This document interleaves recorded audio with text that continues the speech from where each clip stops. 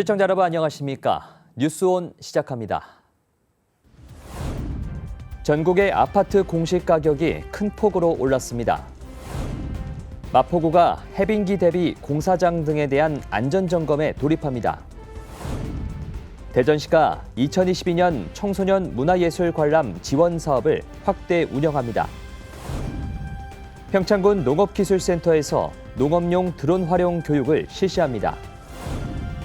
목포가 대한민국 4대 관광 거점 도시에 이어 전남 첫 문화도시로 새로운 도약에 나섭니다. 계속된 부동산 급등 속에 올해도 전국의 아파트 공시가격이 큰 폭으로 올랐습니다. 특히 2020년 조정 대상 지역으로 지정되며 아파트 값이 급등했던 광주는 공시가격 상승률이 지난해보다 2.6배나 오른 것으로 나타났습니다. 올해 전국 공동주택 공시가격이 지난해보다 17.22% 올랐습니다. 지난해 19.05%에는 미치지 못했지만 2년 연속 큰 폭 상승세를 이어갔습니다. 특히 광주는 지난해 4%대에서 올해는 12.38%로 상승률이 1년 새 2.6배나 올랐습니다. 서울을 포함한 특광역시 7곳 중 지난해보다 높은 상승률을 기록한 지역은 인천과 광주뿐입니다. 2020년 12월 광주가 조정 대상 지역으로 지정된 이후에도 매매 가격 상승이 계속되면서 올해 공시지가가 급등했습니다. 광주의 작년도 아파트 매매 가격 변동률이 한국부동산원 자료 기준으로 봤을 때 9.6%가 넘었어요. 이것은 최근 한 10년 동안 가장 높게 나온 수치였거든요. 그렇게 매매 가격이 많이 상승하다 보니까 그에 맞춰서 공시가 상승률도 비례해서 높게 나온 게 아닌가 생각하고 있습니다. 전남은 지난해 제주를 제외한 전국에서 가장 낮은 상승률을 보인 데 이어 올해도 5%대 상승률을 기록했습니다. 지역별 아파트 공시가격 기준이 되는 올해 공동주택 중위값은 광주 1억 4,400만 원, 전남은 8,790만 원으로 나타났습니다. 공시지가 급등에도 광주 전남 모두 전국 평균인 1억 9,200만 원에는 미치지 못했고 광주는 특광역시 중 가장 낮았습니다. 정부는 지난해에 이어 큰 폭으로 오른 공시가격으로 인한 재산세와 종부세, 건강보험료 등 부담을 줄이기 위해 1주택자의 경우 지난해 공시가격을 적용하기로 했습니다. 자신이 살고 있는 아파트 등 공동주택의 공시가격은 부동산 공시가격 알림이 사이트를 통해 확인할 수 있습니다. 전국 요양병원과 시설에 공급된 4차 백신이 곧 폐기될 예정이라는 소식 전해드렸는데요. 질병관리청의 예측과 달리 확진자가 쏟아진 데다 4차 백신에 대한 정확한 수요 조사가 이뤄지지 않았던 것으로 확인됐습니다. 보건소 저장고에 유효기간이 임박한 화이자 백신 상자가 쌓여 있습니다. 지난달 요양기관들에 제공됐다 최근 다시 반납된 4차 접종용 백신들입니다. 한 달여 동안 광주의 4차 백신 대상자 16,000여 명 중 6,000여 명만 접종을 했기 때문입니다. 광주시는 4차 백신 물량의 절반 이상이 폐기될 것으로 내다보고 있습니다. 질병청의 예측과 달리 오미크론 확산으로 확진자가 쏟아진 상황. 사전에 정확한 수요 조사를 하지 않았던 것도 백신 폐기의 원인으로 지목됩니다. 수요 조사를 안 하고 이번 4차 접종은 그런 것 없이 그냥 3차 접종 완료자에 보고 다 전국적으로 지자체에 줘버린 거예요. 질병관리청은 3차 접종 완료자 수를 바탕으로 일정 물량의 백신을 일괄 공급했다고 밝혔습니다. 확진자들이 급증하는 상황에서 신속하게 접종을 해야 했다고 해명했습니다. KBC 보도 이후 질병관리청은 보도자료를 내고 지자체 내 다른 접종기관으로 전환 배정해 폐기량을 줄이겠다고 밝혔습니다. 정확한 폐기 물량은 유효기간이 만료되는 오는 25일 이후 시도별로 집계될 예정입니다. 수도권 소식입니다. 겨울철 꽁꽁 얼어붙었던 땅이 녹으면서 안전사고가 발생하기 쉬워지는데요. 마포구는 해빙기를 대비해 공사장과 시설물 등에 대한 안전점검에 돌입합니다. 치마 혹은 융기 여부를 집중 점검하며 위험 요인을 사전에 발견 조치하는 것을 목표로 하고 있습니다. 자세한 내용 안내합니다. 마포구는 해빙기를 대비해 공사장과 시설물 등에 대한 안전점검에 돌입했습니다. 해빙기는 겨울철 얼었던 땅이 녹으면서 지반이 약해져 시설물 붕괴나 전도 등 안전사고 발생률이 높아지기 때문입니다. 관내 대형 공사장에 합동 점검반을 꾸려 위험 요인을 제거하기 위해 지난 8일부터 10일까지 실시했습니다. 동절기 중 공사 구간의 침하 또는 융기 여부를 집중 점검했으며 장비 유지 관리 상태 및 소방시설 확인 등도 진행됐습니다. 점검을 통해 위험 요인을 사전에 발견하고 조치하는 것을 목표로 위험 요소 제거까지 지속적으로 추적 관리할 방침입니다.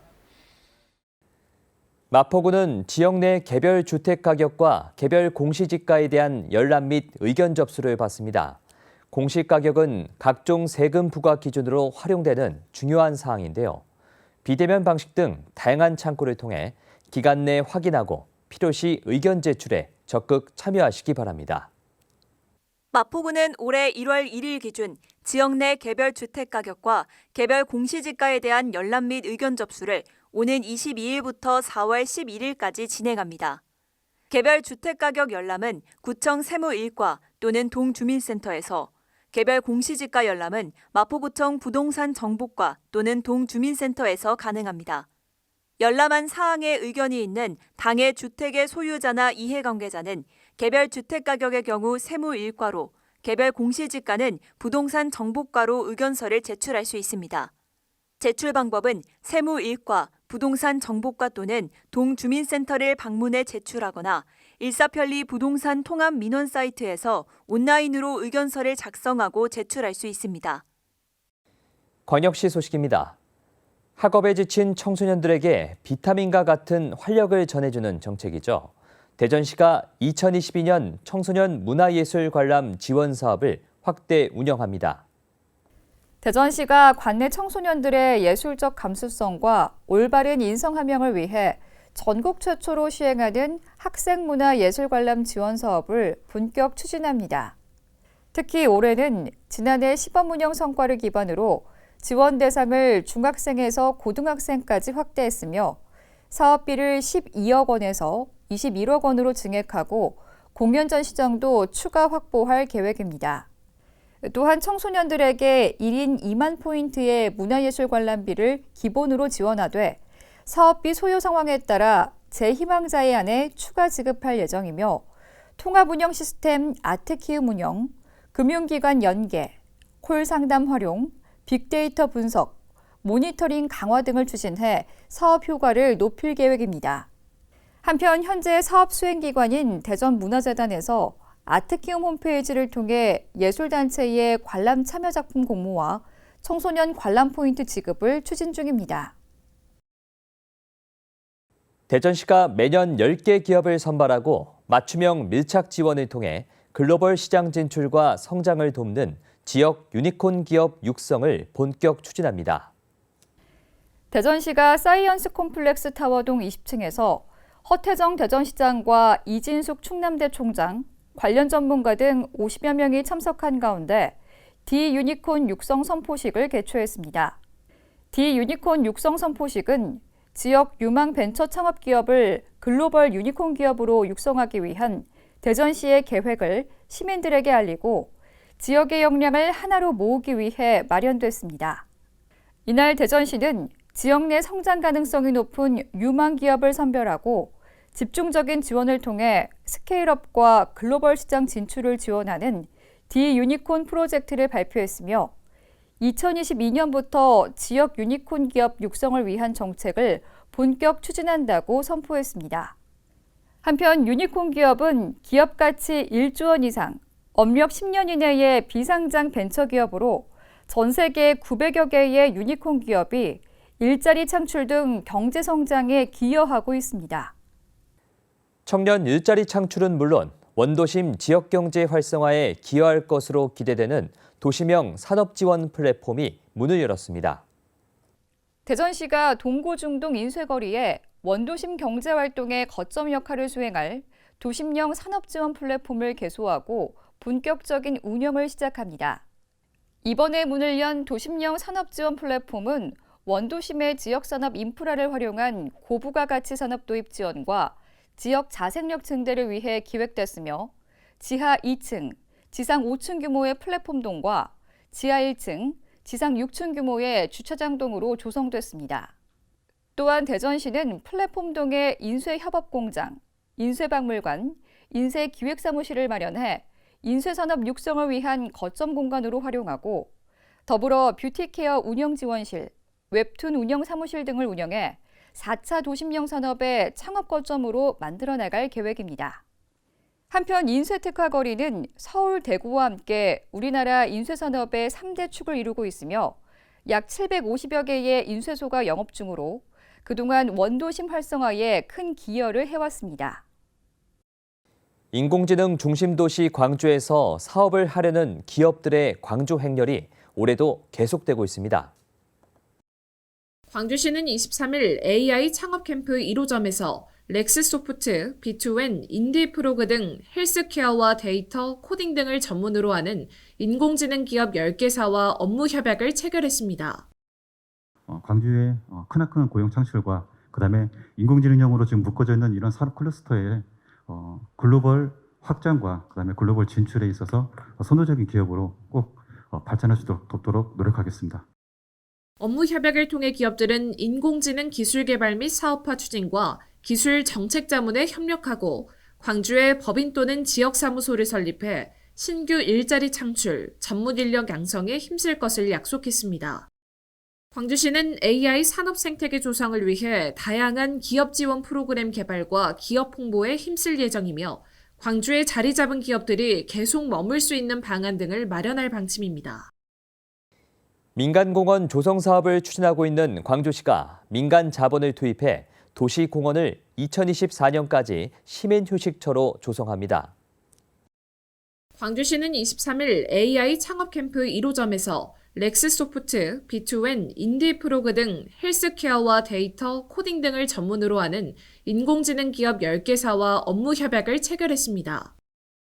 광주의 크나큰 고용 창출과 그다음에 인공지능형으로 지금 묶어져 있는 이런 산업 클러스터의 글로벌 확장과 그다음에 글로벌 진출에 있어서 선도적인 기업으로 꼭 발전할 수 있도록 노력하겠습니다. 업무 협약을 통해 기업들은 인공지능 기술 개발 및 사업화 추진과 기술 정책 자문에 협력하고 광주에 법인 또는 지역사무소를 설립해 신규 일자리 창출, 전문 인력 양성에 힘쓸 것을 약속했습니다. 광주시는 AI 산업 생태계 조성을 위해 다양한 기업 지원 프로그램 개발과 기업 홍보에 힘쓸 예정이며 광주에 자리 잡은 기업들이 계속 머물 수 있는 방안 등을 마련할 방침입니다. 광주시가 소상공인의 문제 해결 창구 역할을 하는 광주 소상공인 주치의센터의 전문성 강화에 나섰습니다.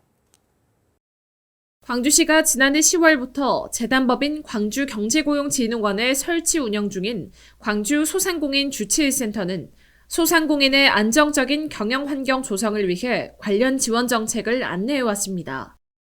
광주시는 더욱 전문적이고 체계적으로 소상공인을 지원하기 위해 지난 21일 광주지방공인회계사회 등 4개 전문가단체와 업무 협약을 체결했으며 세무, 회계, 마케팅 등 경영 전반에 대한 지원과 현장 컨설팅 등을 제공할 수 있게 됐습니다.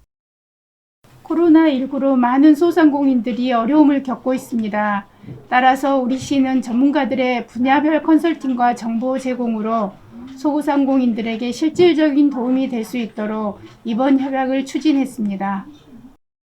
광주 소상공인 주치의센터 컨설팅 신청은 방문 또는 전화, 이메일을 통해 가능합니다. 대구시와 대구 테크노파크가 대구 지역 혁신 선도 기업으로 선정된 4개사의 선정서를 수여했습니다.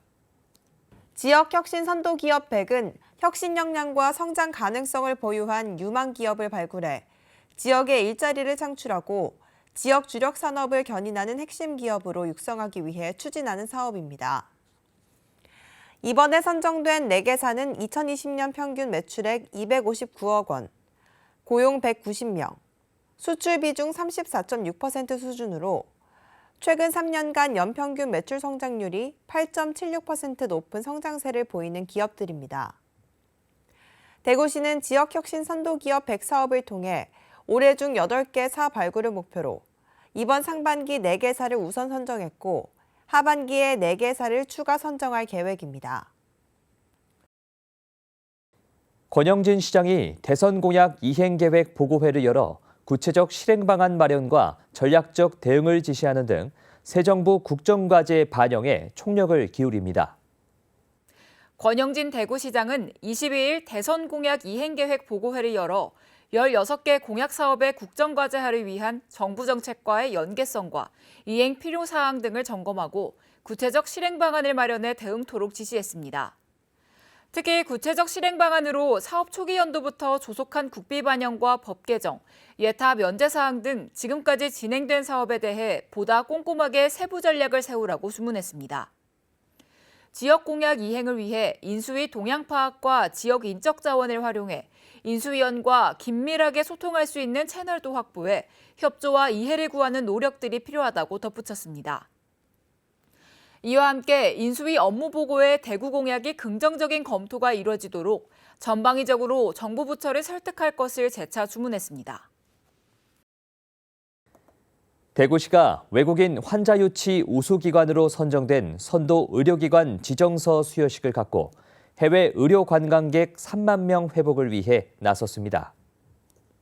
선도 의료기관으로 지정되면 3년간 대구시 지정 의료관광 선도 의료기관 명칭을 사용할 수 있고 해외 거점 구축 지원과 국내외 의료관광 홍보 설명의 우선권 부여 등의 혜택이 주어집니다. 또 의료관광객 3만 명 회복을 위한 정책 역량을 집중해 코로나로 위축된 대구 의료관광 시장의 활성화 분위기를 조성해 나갈 계획입니다. 그 일환으로 대구 국제의료관광전과 함께 지방자치단체 최초 의료관광 관련 축제인 디메디페스타를 10월에 개최해 인플루언서를 활용한 대구 의료관광 인프라의 우수성을 홍보할 예정입니다. 강원도 소식입니다. 농업용 드론을 활용한 병해충 방제 수요가 증가함에 따라 군 농업기술센터에서는 농업용 드론 활용 교육을 실시합니다. 최근 드론 활용을 통한 병해충 방제가 효과적으로 입증되면서 드론 활용도와 관심이 높아지고 있습니다. 이에 따라 평창군 농업기술센터에서는 15일 실시한 이론 교육을 시작으로 4월 8일까지 실습 교육도 진행될 예정입니다. 또한 향후에도 일손 부족 해결과 고령화된 농촌 현실을 감안해 매년 드론 교육을 진행할 예정이고 농업용 드론 활성화를 위해 교육뿐 아니라 드론 관련 보조 사업도 지속적으로 추진해 나갈 계획이라고 밝혔습니다. 한편 평창군은 지난 2020년에는 농작물 134헥타르, 2021년은 235헥타르를 드론 방제 지원 사업으로 추진했으며 2022년에도 지원 예산을 대폭 확대해 노동력과 경영비 절감을 위한 드론 활성화 지원 사업을 추진할 예정이라고 밝혔습니다. 횡성군과 횡성군체육회가 대한핸드볼협회와 전국 꿈나무 핸드볼 대회 및 전국 교대 핸드볼 대회 개최 협약을 맺었습니다. 3월 14일 횡성 실내체육관에서 협약식이 열렸습니다. 이에 따라 올해부터 2025년까지 매년 1회 꿈나무 핸드볼 대회와 교대 핸드볼 선수권 대회가 횡성에서 열리게 되며 핸드볼 저변 확대 기여 등이 기대되고 있습니다. 한편 3월 10일부터 15일까지 6일간 횡성 실내체육관에서는 2021-2022 SK 핸드볼 코리아 리그가 개최됐습니다. 충청도 소식입니다. 도내 화장품 원료 제조 기업의 경쟁력 강화를 위해 충북도가 화장품 수출 컨설팅과 클린뷰티 기술 개발 지원 사업을 추진합니다. 도는 화장품 수출 실적이 있는 기업이나 수출을 희망하는 기업을 대상으로 사업비 2억 원을 들여 국가별 사전 진단과 시험 평가, 해외 마케팅 등을 지원합니다.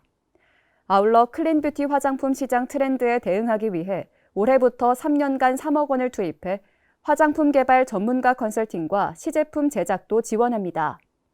사업 신청 기간은 이달 31일까지며 자세한 사항은 충청북도와 화장품 임상 연구지원센터 누리집에서 확인할 수 있습니다. 충북도가 옥천 테크노밸리 산업단지 준공식을 개최했습니다. 지난 2015년 착공한 옥천 테크노밸리 산업단지는 옥천읍 912일원에 35만 7천 제곱미터 규모로 6년 만에 준공됐습니다. 도는 분양가 지원으로 입주기업의 재정 부담을 완화했고 총 28개의 우수기업을 유치해 분양률 100%를 달성했습니다. 이로 인해 생산 유발 2,300억 원, 신규 고용 창출 1,500명의 경제적 효과가 전망되며 지역 경제 활성화와 옥천군 인구 5만 명 복원에도 큰 동력을 불어넣을 것으로 보입니다. 전라도 소식입니다. 놀거리, 즐길거리가 부족한 노잼 도시의 오명을 벗기 위해 광주광역시가 어린이 상상놀이터 건립을 추진하기로 했습니다. 특히 광주의 미래 주요 산업인 인공지능 기반 체험 시설 등을 갖춰 아동 친화 도시의 대표 시설로 조성한다는 계획입니다. 지난 1981년 어린이회관과 놀이시설 등을 갖춘 채 개장해 광주 어린이대공원으로 불렸던 광주 중해공원입니다. 지난 1992년 비엔날레를 앞두고 전시공간 확보를 위해 어린이회관이 철거된 뒤 각종 놀이시설도 노후화되면서 광주에 유일했던 어린이 전용 공간도 잊혀지게 됐습니다. 현재 전국 특광역시 가운데 어린이 전용 공간이 없는 지자체는 광주와 울산뿐입니다. 지난 2019년 어린이의 놀 권리를 보장해야 한다는 조례가 생기는 등 꾸준히 어린이 전용 공간의 필요성이 제기되면서 광주광역시가 AI 어린이 상상놀이터 조성에 나섰습니다. 오는 2025년까지 연면적 10,000제곱미터 부지에 놀이시설과 편의시설 등을 구비한 복합 문화시설로 꾸밀 예정입니다. 특히 광주의 미래산업인 인공지능 체험시설을 핵심 콘텐츠로 활용해 상상놀이터에 걸맞게 창의적인 체험 위주의 공간을 조성한다는 계획입니다.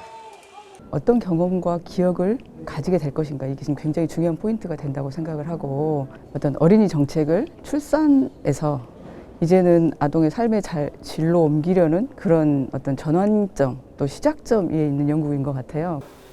현재는 중해공원 등 4-5곳의 후보지를 놓고 사업 대상지를 결정하기 위한 작업이 진행되고 있는데 오는 5월 최종 결정이 내려질 것으로 보입니다. 전문가 분석 및 평가를 통해서 최종 선정할 계획입니다.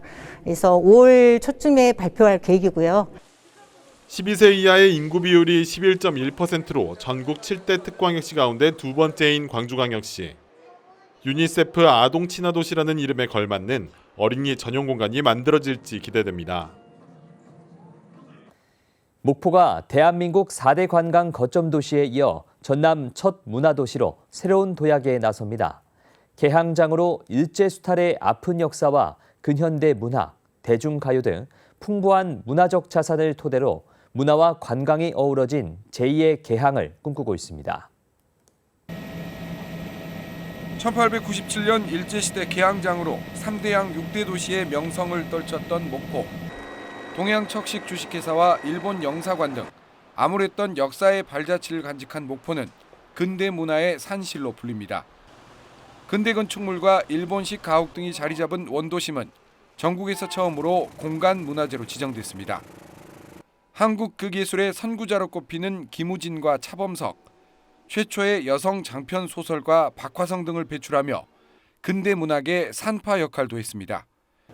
이를 토대로 지난해 전국에서는 처음으로 문학을 주제로 한 박람회를 성공적으로 개최했습니다.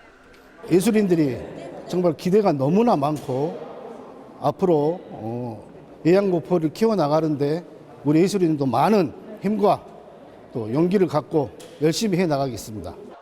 목포가 전남에서는 최초의 법정 문화도시로 선포됐습니다. 문화도시에는 5년간 최대 국비 100억 원이 지원되며 곧바로 문화도시 조성 사업이 착수될 수 있도록 행재정적 지원이 뒷받침됩니다. 하반기에는 이난영과 남진 등 국민 가수를 배출한 대중가요를 콘텐츠로 지자체가 주도하는 첫 전국 단위 경연 프로그램도 준비하고 있습니다. 4대 관광 거점 도시 지정과 함께 추진되고 있는 관광 콘텐츠에 문화 자원을 융합해 서남권의 대표 도시로 도약한다는 포부입니다. 우리 목포가 대한민국에서 예양이라고 하는 용어를 처음 썼듯이 이런 풍부한 자원을 잘 활용해서 목포만의 특성을 살린 하나씩 문화상품으로 만들어서 목포의 문화도시의 진면목을 보이도록 하겠습니다. 목포가 문화와 관광이 어우러진 제2의 개항을 통해 서남권의 대표 도시로 도약을 꿈꾸고 있습니다. 무안 오룡 2지구와 나주 혁신도시 등 전남 신도심을 중심으로 유치원과 학교가 대대적으로 설립됩니다. 다만 학령인구 감소가 지속되는 가운데 고등학교 설립은 교육부 승인을 얻어야 해 쉽지 않은 상황입니다. 올해 초 무안 남학과 오룡지구의 중학교 3곳에서 다른 시군의 고교로 진학한 학생은 150명. 해당 지역의 고등학교는 단 한 곳으로 관내 진학 수요를 감당하지 못했기 때문입니다. 이런 상황을 타개하기 위해 신도심 조성으로 학생 수가 몰릴 것으로 예상되는 택지지구에 대규모 학교 신설 계획이 발표됐습니다. 현재 조성되고 있는 무안 오룡 2지구에 5개 학교, 순천 선월지구 4곳, 광양 황금지구에 2개 학교가 신설됩니다. 또 아파트가 추가로 들어서는 나주혁신도시에 3곳이 설립될 계획입니다. 전남교육청은 중기 신설학교 설립 계획에 대해 오는 10월 교육부에 투자 심사를 의뢰할 계획입니다. 공동주택 개발이 다발적으로 발생하게 되어 지역 주민의 삶과 밀접하게 관련된 교육 서비스 제공을 위한 학교 설립 요구가 지속적으로 제기되고 있습니다. 하지만 무안 오룡 2지구의 고등학교 설립은 정부의 심사를 통과하기가 쉽지 않습니다. 학령 인구가 빠르게 감소하는 가운데 학교를 추가로 설립하는 방안은 정부의 재정 부담으로 이어지기 때문입니다. 여수 율촌 산단에서 출처가 불분명한 폐유가 일주일 넘게 하천으로 흘러들고 있습니다. 누군가 몰래 버린 폐유가 우수관을 타고 흘러나오고 있는 건데 관리 책임이 있는 광양만권 경제자유구역청은 사실상 손을 놓고 있습니다. 광양만으로 이어지는 율촌 산단의 한 하천. 오일 펜스와 흡착포가 가득합니다. 수문 앞에서 기름띠가 보이고 검정색 그 폐유들이 밖으로 흘러나온 걸 목격했습니다. 바다로 흘러나갈까 봐 걱정이 많이 되었습니다. 지난 13일 기름이 하천으로 흘러나온다는 신고가 접수됐습니다. 여수시와 해경 확인 결과 배출구로부터 850m 떨어진 빗물바지에 누군가가 폐유를 몰래 버린 것으로 확인됐습니다. 여수시는 지금까지 25리터가량의 기름을 회수했지만 관 내부에 남은 폐유가 계속 흘러나오고 있는 상태입니다. 완전 방제 작업이 이루어지기 전까지는 계속 공공수욕으로 잔여 성분의 기름이 유출될 걸로 예측하고 있습니다. 하천 방제는 여수시, 우수관 내 방제는 광양만권 경제자유구역청 담당입니다. 무엇보다 폐유가 쏟아진 우수관 내부의 작업이 시급하지만 광양경자청은 사실상 손을 놓고 있었습니다. 신고 직후 하천 방제나 관 내부에 폐유를 퍼낸 것도 모두 여수시. 유출 신고 4일이 지난 17일에서야 광양경자청은 관 내부 일부에 흡착포를 설치했습니다. 지난 18일 비 소식이 예보됐는데도 신속한 조치를 취하지 않았고 관 내부 세척 작업은 아직까지 못하고 있습니다. 업체한테 얘기했더니 막 매덕을 요구하니까 저걸로 이렇게 뭐 예산 세워진 것도 아니고 중소해버리면 책임을 처리 비용이 엄청 들어온 거예요. 그래서 지금 우리가 바로 조치를 못하고 있었던 거예요. 경찰도 폐유를 불법 투기한 사람을 추적하고 있지만 산단 주요 도로에 CCTV 등이 없다 보니 수사의 속도가 나지 않고 있습니다. 러시아 우크라이나 전쟁으로 기름값이 폭등하면서 농민들이 사용하는 면세유가 크게 올랐습니다. 전라남도가 지원 대책을 마련했지만 본격 영농철을 앞둔 농민들의 어려움이 적지 않을 것으로 보입니다. 생산량은 없지요. 방울토마토를 재배하는 김명식 씨. 요즘 난방비 걱정에 마음이 무겁습니다. 기름값이 하루가 다르게 오르기 때문입니다. 작년에는 이제 춥다 해도 기름값이 조금 낮으니까 또 원하는 만큼 이렇게 이제 온도도 올리지만은 올 같은 경우는 그런 배짱 없죠. 러시아 전쟁이 국제 유가 상승세에 불을 당겼고 국내 기름값과 면세유 가격도 줄줄이 올랐습니다. 면세유 휘발유 가격은 1,187원으로 전쟁 전보다 26% 올랐고 경유와 등유는 각각 30%와 22% 인상됐습니다. 1년 전 이맘때와 비교하면 배 가까이 오른 셈입니다. 본격 영농철을 앞두고 연료비가 뛰면서 농민들이 직격탄을 맞았습니다. 전남도는 긴급 지원 대책을 내놨습니다. 면세유를 사용하는 농가와 어가의 면세유 유류비 인상액의 50%인 183억 원을 도와 시군이 함께 지원하겠습니다. 러시아 전쟁이 장기화 조짐을 보이면서 국제 유가는 당분간 고공행진을 이어갈 것으로 예상됩니다. 올라도 너무 오른 면세유 가격, 농민들의 고통을 덜어주기 위해 추가 대책이 마련돼야 할 것으로 보입니다. 제8회 전국동시 지방선거가 2달여 앞으로 다가오면서 전라남도 의원들의 사퇴가 잇따르고 있습니다. 시장 군수 출마를 위해서인데요. 전체 전라남도 의원의 30% 정도가 기초단체장에 출사표를 던졌거나 도전할 전망이어서 의정 공백이 우려됩니다. 임기 2달여를 앞두고 전라남도 의회 의원 9명의 사직서가 잇따라 의결됐습니다. 화순의 구복규, 문행주 의원, 영암의 우승희, 이보람이 의원이 사퇴하면서 두 곳은 지역구 의원이 사라졌습니다. 광양의 이용재, 곡성 이상철, 장성 유성수, 고흥 박진권, 장흥 곽태수 의원도 사직 처리돼 도의회를 떠났습니다. 이에 앞서 열흘 전 순천시장에 출마 예정인 오하근 의원이 의원직을 던졌습니다. 전라남도 의회 김한종 의장도 장성 군수 출마를 선언하고 다음 달 사직서를 내기로 했습니다. 김 의장이 물러나면 전라남도 의회 수장은 새로운 의회가 개원하기까지 공석이거나 한 달여짜리 의장을 뽑아야 합니다. 의원들의 줄 사퇴로 남은 기간 임시회 운영 차질 등 의정 공백이 불가피할 전망입니다. 의결 종족수에 혹시 못 미치게 되는 경우에는 중요한 안건은 다음 임기로 넘기게 될 것이고요. 전남 지역 각 시군 기초의회 역시 마찬가지입니다. 도의원들이 무더기 사퇴하면서 광역의원으로 체급을 올리거나 기초단체장 선거에 출마하기 위해 상당수 의원들이 사퇴 또는 사퇴를 고민하고 있습니다. 하지만 자신의 몸값을 높이려는 의도에서 출마의 뜻을 밝히는 지방의원이 적지 않아 그 진정성에 의문도 제기되고 있습니다. 초고령화 사회가 코앞에 다가오면서 치매 환자들이 급격히 늘고 있습니다. 치매는 무엇보다 조기에 발견해 치료하는 게 중요한데요. 국내 연구진이 5분 만에 치매 여부를 알 수 있는 검사법을 개발해 주목받고 있습니다.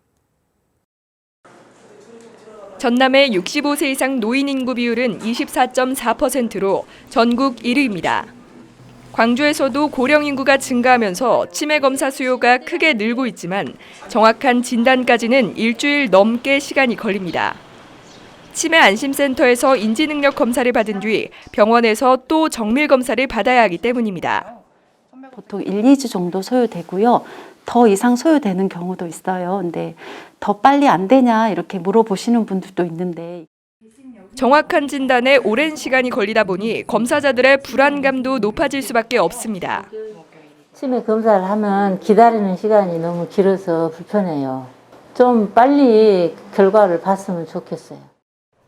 지스트 연구팀이 이런 불편을 해결할 수 있는 새로운 진단법을 찾아냈습니다. 치매 환자는 인지기능 저하 전에 후각이 먼저 떨어지는데 이 부분에 착안해 후각 능력을 정량화한 치매 진단법을 개발한 겁니다. 그 냄새를 맡았을 때 뇌의 여기 앞부분에서 변하는 그런 뇌 혈류 신호를 측정합니다. 그래서 그 측정한 이제 뇌 혈류 신호를 가지고 저희가 치매 중증도를 이렇게 분류하는 그런 연구가 되겠습니다. 이미 고령화 사회에 진입한 광주 전남. 새로운 진단법이 치매를 보다 빠르게 발견하고 예방하는 데 큰 도움이 될 것으로 기대됩니다. 대선을 마친 각 당이 본격적인 6일 지방선거 준비 체제를 갖추고 있습니다. 광주 전남에서는 선거 출마자들이 더불어민주당으로 몰리면서 민주당 공천 방식에 관심이 모아지고 있습니다. 더불어민주당 중앙당 지방선거기획단이 본격 활동에 들어갔습니다. 지방선거기획단은 첫 회의에서 여성 청년 공천을 확대한다는 기본 방침을 재확인했습니다. 광주 전남 시도당도 공천관리위원회 구성을 마쳤습니다. 중앙당은 광역단체장, 시도당은 기초단체장과 지방의원 선출을 위한 경선 방식을 결정하게 됩니다. 한 지역구에 많게는 10명이 넘는 후보가 민주당 공천을 받기 위해 뛰고 있는 광주 전남에서는 컷오프 방식과 경선 룰이 최대 관심입니다. 민주당 경선 방식은 국민 여론조사 100%, 여론조사 당원 투표 각 50%, 당원 투표 100%, 시민 배심원단 경선 등 4가지 방식 가운데 하나가 선택될 예정입니다. 또 광주 광역의원 선거에서 여성 청년 선거구 지정과 관련한 논란에 대해 새로운 공관위의 선택도 주목됩니다. 경쟁이 없으니까, 그러니까 다른 당의 경쟁이 치열하지 않으니까 조금은 민주당이 독단적으로 개혁이라는 이름으로 독단적인 공천을 할 수 있는 가능성도 열려 있는 건 사실이죠. 집권당이 되는 국민의힘에서는 경쟁력 있는 후보를 호남에 공천하겠다고 발표했지만 아직까지 명확한 후보군을 내놓지 못하고 있습니다. 여수시청 공무원들이 동해안 산불의 피해 복구와 이재민들을 돕기 위해 성금 1,000만 원을 사회복지공동모금회에 기탁했습니다. 이번 성금은 매달 시청 직원들의 급여에서 1만 원 미만 자투리 금액을 모아 적립한 기금으로 마련되었으며 자투리 기금은 시 공무원들의 자발적인 사회공헌 활동으로 다양한 나눔을 펼쳐오고 있습니다. 또한 중앙동 지역사회보장협의체에서도 동해안 산불 피해 이재민을 돕기 위해 1,110만 원의 성금을 기탁하는 등 지역 내 따뜻한 손길이 이어지고 있습니다. 자동차 관리법 개정으로 다음 달 14일부터 자동차 검사 지연에 따른 과태료와 처벌이 강화됩니다. 정기검사 지연 과태료는 30일 이내인 경우 기존 2만 원에서 4만 원으로 31일째부터 매 3일마다 부과되는 과태료는 기존 1만 원에서 2만 원으로 인상되며 최대 금액도 30만 원에서 60만 원으로 상향됩니다.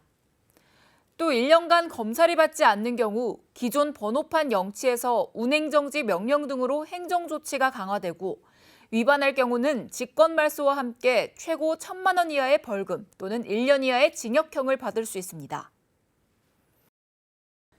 여수시가 대입제도 개편으로 고민이 많은 지역 학생과 학부모를 위해 23학년도부터 25학년도까지의 대입 전략 온라인 입시 설명회를 개최했습니다. 이번 설명회는 EBS 입시 대표 강사이며 아는 만큼 보이는 입시의 기술 저자인 윤윤구 강사를 초빙해 변화하는 대입 성공을 위한 합격 전략과 함께 최신 입시 정보도 전달했습니다. 이날 입시 설명회는 코로나19 상황을 감안해 유튜브 여수시 행복교육지원센터를 통해 온라인으로 개최됐습니다. 입시 설명회에 참석하지 못한 학생과 학부모님은 유튜브에서 다시 보실 수 있습니다.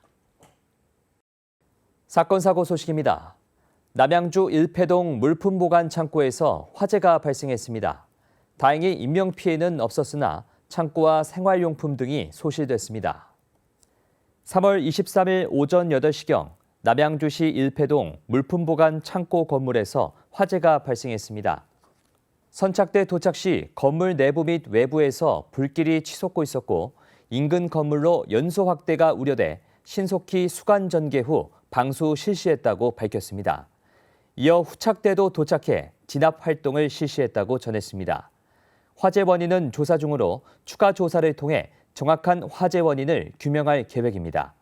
해당 화재 진압을 위해 51명이 동원됐으며 장비 18대가 투입됐습니다.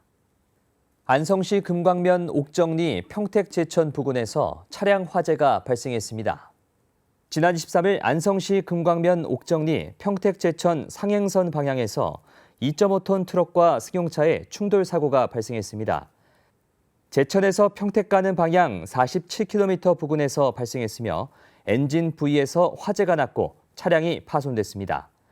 사고로 누설된 오일류 등의 마찰에 의해 착화돼 차량 전체로 연소 확대한 교통사고 화재로 추정되고 있으며 인명피해는 없었습니다. 사고 진압을 위해 총 18명이 동원됐으며 장비 10대가 투입됐습니다. 파주시 조리읍 봉일천리 가구 공장에서 화재가 발생했습니다. 다행히 인명피해는 없었습니다. 파주시 조리읍 봉일천리 가구 공장에서 화재가 발생했습니다. 신고자는 가구 공장 창고 건물 안쪽에서 불꽃을 목격했다고 진술했으며 현장 도착 시 건물 8개 동으로 연소되고 있었습니다. 해당 사고 진압을 위해 동원된 인원은 총 75명이며 장비 31대가 투입됐습니다. 신고 접수 후 완진까지 약 5시간 소요됐습니다. 코로나19로 인한 영화 산업의 피해가 눈덩이처럼 불어나고 있는 가운데 멀티플렉스 극장 C사가 영화 관람료를 인상한다고 밝혔습니다.